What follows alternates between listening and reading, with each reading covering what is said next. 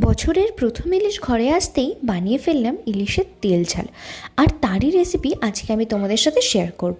প্রথমেই তো মাছ নিয়ে নিয়েছি 4 টুকরো, আর সেটাকে ম্যারিনেট করে নিলাম নুন, হলুদ আর কাশ্মীরি শুকনো লঙ্কার গুঁড়ো দিয়ে। আর ওপর থেকে সামান্য ছড়িয়ে দিলাম সর্ষের তেল। অন্যদিকে আমি দুটো মশলা বানিয়ে নেব। প্রথম মশলার ক্ষেত্রে দিয়ে দিলাম 1 চামচ সাদা সর্ষে, 1 চামচ পোস্ত আর সামান্য নুন দিয়ে প্রথমে পাউডার ডাস্ট করে নিলাম। তারপরে সামান্য জল দিলাম আর দিলাম 3টে কাঁচা লঙ্কা। তারপর একটা পেস্ট বানিয়ে নিলাম। আর অন্য মশলার ক্ষেত্রে দিলাম সামান্য পরিমাণে জিরের গুঁড়ো, হলুদ গুঁড়ো, কাশ্মীরি লাল লঙ্কার গুঁড়ো আর লবণ।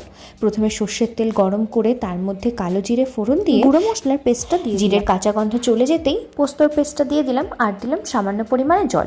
এবার ম্যারিনেট করা মাছগুলো দিয়ে ভালোভাবে ঢাকা দিয়ে সেদ্ধ করে নিলাম। মাঝে একবার উল্টে পাল্টে দিয়েছি। সবার শেষে নুন চেক করে সামান্য একটু ফুটিয়ে উপর থেকে সর্ষের তেল ছড়িয়ে দিলেই তৈরি ইলিশের তেল ঝাল।